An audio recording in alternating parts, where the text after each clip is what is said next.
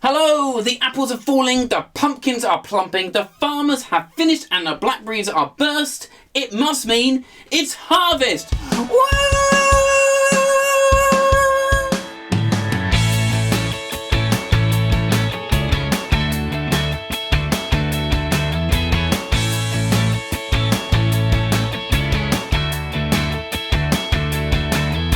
Hello, I am Mike from High Hopes, and in Bubble Worship today we are celebrating Harvest.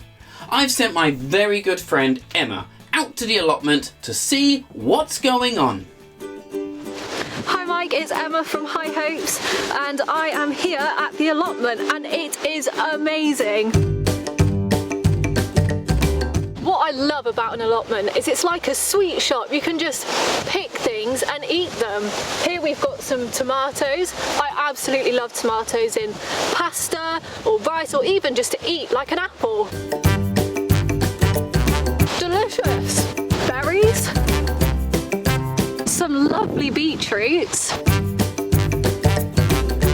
Grapes. A squashcumber. Some pretty colours.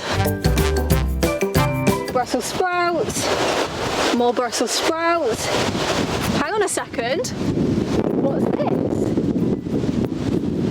It looks like we found a carrot. Now the rabbits absolutely love the carrots, so there's not been many this year. And it looks like one's already got to this one. I'll eat it up quick. So good. You can find some really brilliant things down at an allotment, even under the soil. Like an onion, for instance. Do we dare try it? I think I might.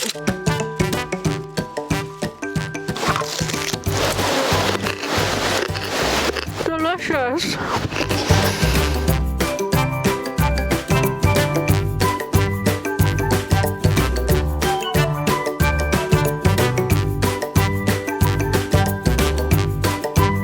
Coming closer, this one's a very exciting plant. So this is my favourite one from the allotment. You don't see them too often, they're very, very rare.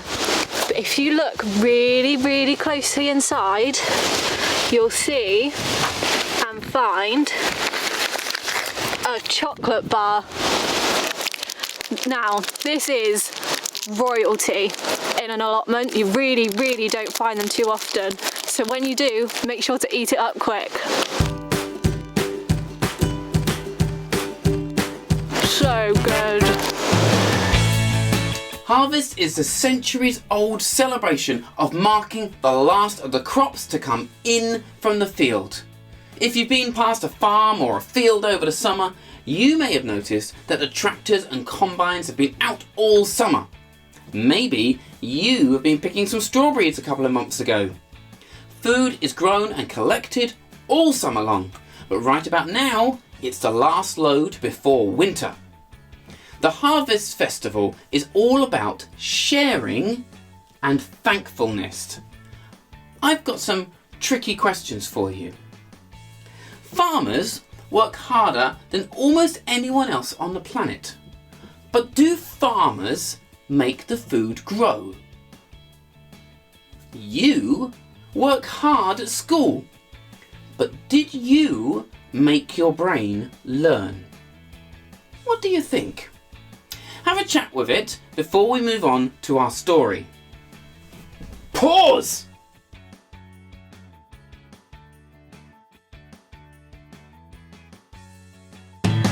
It is time for the story of the enormous picnic. Jesus was tired. He'd been working hard, teaching and healing, and he needed some downtime. So he and his friends hopped in a boat for a jolly little lake escape. Unfortunately, word got out about where Jesus was heading, and all the townsfolk ran around the edge of the lake, arriving just in time for Jesus' boat to touch down. Give us more! They said, What you say, what you do, it's amazing! Jesus' friends bristled and started to send them away. But Jesus could see that they were like sheep who had lost their shepherd, and he felt a lot of love for all of them. So he said and he did more. The crowds were impressed. Give us more! They said, We're hungry! I wonder if Jesus was about to start speaking even more wonderful points of wisdom, but the crowds clarified. No. We're literally hungry. We've done a lot of exercise today and it's getting late. By now, Jesus' friends had enough. Send them away, Jesus! Make them go away and buy their own dinner. Jesus replied, How about you feed them? The friends looked out at the huge crowd and started rifling through each other's pockets. A couple of coins and some fluff. Not enough to feed. They looked up and started counting the people. 1, 2, 3, 4, 10,000 people? Jesus, there's no way we can feed this many people. We can't afford it. Forget money, said Jesus. Does anyone have any food? A young boy stepped forward. I've got 5 loaves of bread and 2 fish. The friends were remarkably sarcastic. I won't repeat what they said here. It's just as well. But Jesus took what the young lad offered, lifted it high, looked up to heaven and thanked God for the food. Then he passed it to the friends and they in turn started to pass it out to 10,000 people. All the food was shared out for everyone to fill their tummies and everyone was thankful. There are actually 4 books that tell Jesus' life story. Matthew, Mark, Luke and John. Thank you very much. Apart from the incredible events of Easter, this story, The Enormous Picnic, is the only event that is in all 4 of those tellings. I think that this picnic is important and it's all about sharing and thankfulness. Being thankful gives you a truer perspective on the world. Think about what you've achieved. I'm sure that you worked really hard at it. You practiced, you sweated, you learned, you did it again and again and again until you got brilliant at it. Well done you. But did you do it all by yourself? Would you have ever scored that goal if someone hadn't played on your team? Or someone hadn't taken you to the matches? Or someone hadn't made the ball? Or built the goal? How would you score a goal if someone hadn't built the goal? Would you have ever coloured that picture if someone hadn't got you the pens? Or given you the space to colour? Or hadn't invented paper? It comes back to those questions we were asking earlier. Being thankful reminds us that in everything we do, we're doing it with someone, whether we know them or not. That idea of living alongside other people is where sharing comes in.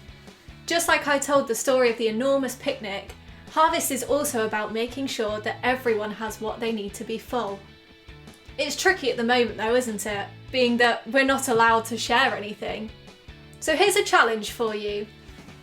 Can you think of something for every letter of the alphabet that you can share, even though you're not allowed to share? Mike, let's see if you can do it. Okay. Let's start with A. A. Air hug. Brilliant. Thank you. Okay, B. Bottom burps? I think we'll skip on that one. Okay, sorry. Okay, let's go a bit further. Let's try S. Smiles. Perfect. Thank you very much. Okay, and V. Oh, that's easy. Virus. Don't share that one with anyone. Oh yes, sorry. No, don't do that one. No. Let's see if you guys can do any better. Pause!